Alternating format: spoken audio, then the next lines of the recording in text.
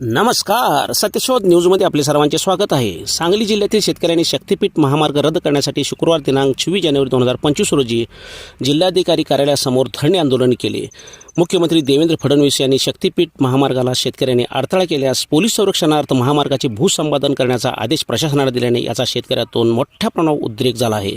याबाबत शेतकऱ्यातून तीव्र नाराजी पसरली असून शेतकऱ्यांच्या आंदोलनास सांगलीचे आमदार सुधीर गाडगीळ यांनी पाठिंबा दर्शवित सदरची बाब मुख्यमंत्री फडणवीस यांच्या लक्षात आणून देऊन या सांगली जिल्ह्यातील महामार्गावर तोडगा काढणार असल्याचे सांगितले।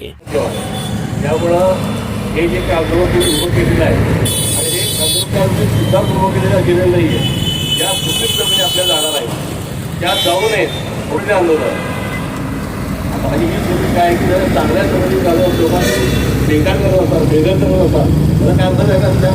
या समृद्धीला काय अर्थ नाही। यावेळी शेतकऱ्यांनी जोरदार घोषणाबाजी केली। जमीन आमच्या हक्काची,